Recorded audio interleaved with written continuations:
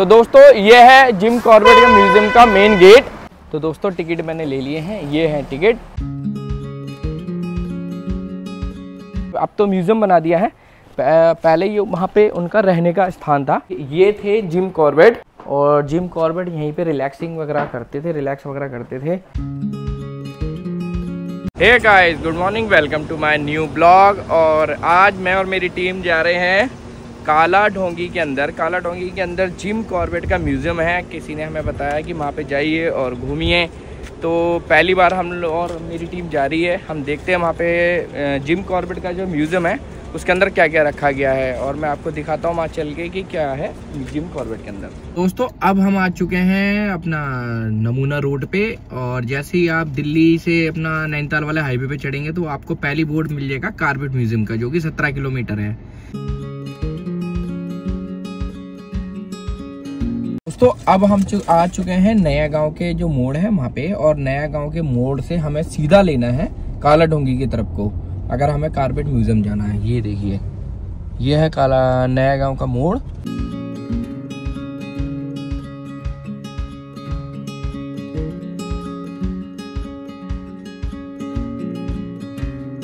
तो दोस्तों ये है जिम कॉर्बेट का म्यूजियम का मेन गेट, जिस पे हम एंट्रेंस करने वाले हैं।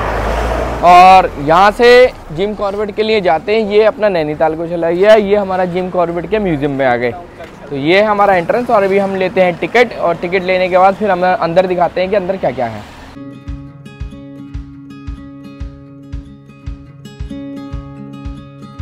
तो दोस्तों एक चीज़ और मैं आप लोगों को बता दूं कि जिम कॉर्बेट में जब भी आए कैश लेके आए, क्योंकि दीदी ने मेरे को एक ही चीज़ बोली है कि यहाँ पे यूपीआई नहीं चलता है, यहाँ पे ओनली कैश चलता है।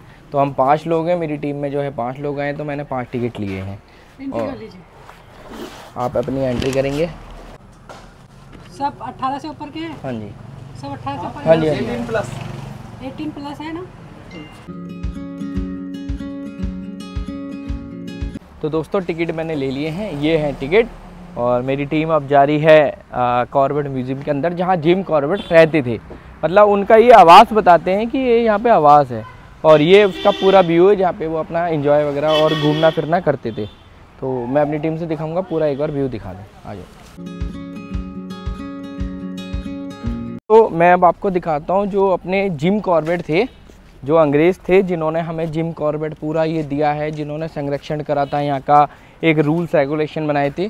तो उनका स्टैचू ये है, एडवर्ड जेम्स कॉर्बेट। उनका पूरा नाम एडवर्ड जेम्स कॉर्बेट था, और ये उनका स्टैचू है। और इन्हीं की देन है कि हम जो अपने इंडियंस हैं, जो लोकल हमारे कुमाऊँ जो उनके रहने वाले हैं, और उन्हीं को हम सबको ये मिला है जिम कॉर्बेट, जानवर और जंगल और ये म्यूज़ियम, और ये सब चीज़ें हमें इनकी बदौलत ही देखने को मिली हैं। तो अभी मैं आपको उनके रिसोर्ट के अंदर लेके जाऊंगा, जो उनका घर था जहाँ पे वो रहते थे, जहाँ से वो पूरा देखते। तो मैं अपनी टीम को कहूँगा पूरा ये दिखाएं एक बार।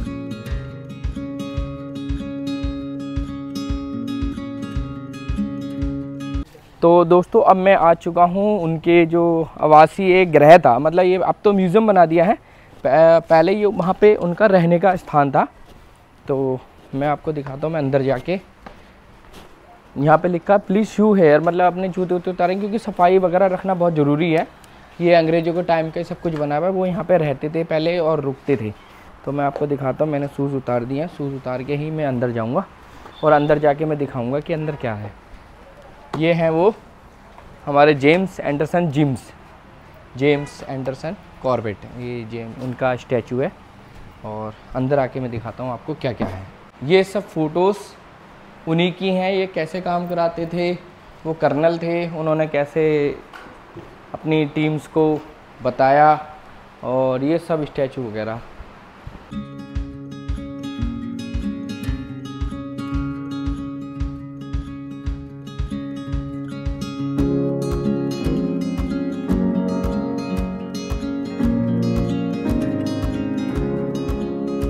तो दोस्तों ये मैं आपको बताता हूँ कि ये थे जिम कॉर्बेट और उनकी वाइफ। तो उनकी वाइफ का, और जब 1947 में हमारा देश आज़ाद हुआ, आज़ाद होने के बाद यहाँ से जिम कॉर्बेट यहाँ से चले गए थे।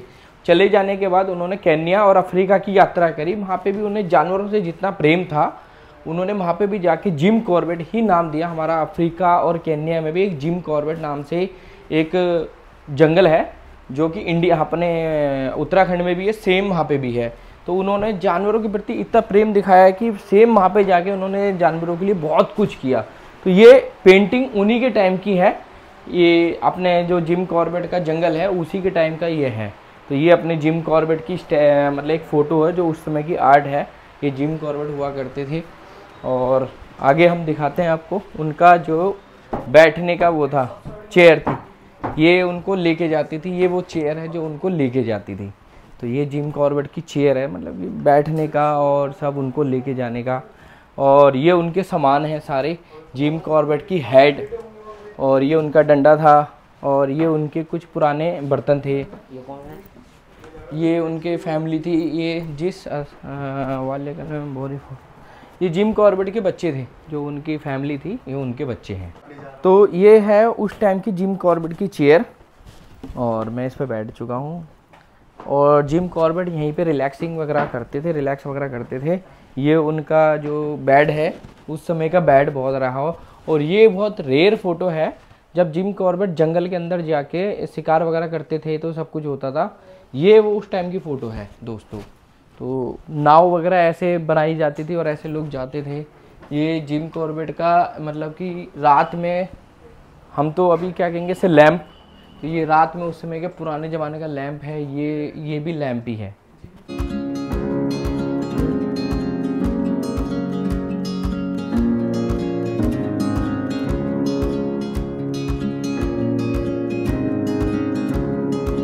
तो ये है जिम कॉर्बेट का फ़ोटो ऑफ रिगर ग्रांड ट्रेडिशनल के फ़ोटो है।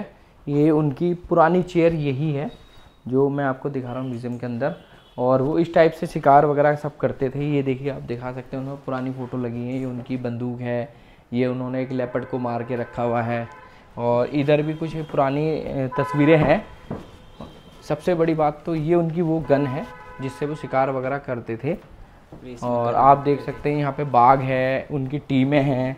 ये कुछ इंडियंस जो है हमारे उनको सपोर्ट करते थे। ये देखिए आप, बाघ को मार के उन्होंने रखा हुआ है।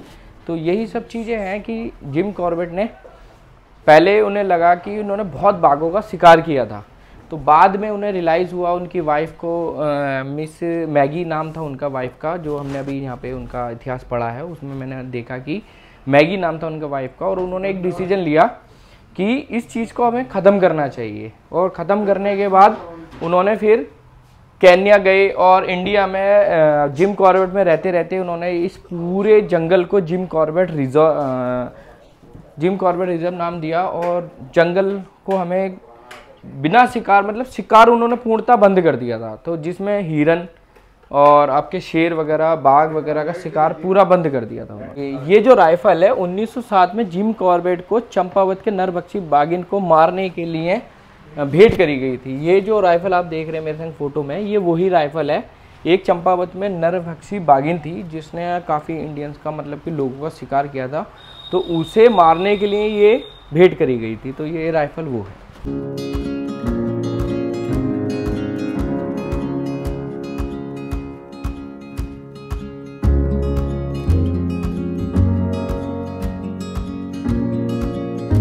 तो अभी हमने ये म्यूज़ियम पूरा देख लिया। अब मैं आपको दिखाता हूँ जिम कॉर्बेट ने जितने भी नॉवल लिखे हैं और उन्होंने जो भी किताबें लिखी हैं और जो भी नॉवल लिखे हैं, जो भी जंगल के बारे में लिखा है कि कब वो उन्होंने शिकार करना बंद करा। लोग ज़्यादातर उन्हें शिकार के लिए बुलाते, क्यों? क्योंकि जैसे कोई बाघिन हुआ, कोई बाघ हुआ और वो जो है आदमखोर हो जाता था तो लोग उन्हें बुलाते थे। जैसे कि मैंने आपको एक बंदूक दिखाई थी, वो बंदूक चंपावत के लोगों ने उन्हें दी थी कि एक नरभक्षी बाघिन गांव वालों को मार रही है, आप आके प्लीज़ मारिए। तो इस टाइप से फिर उनकी वाइफ ने और उन्होंने शिकार पूर्णतः बंद कर दिया। और हमें एक उनकी देन जिम कॉर्बेट एक जंगल मिला है जो हम आज घूमते हैं।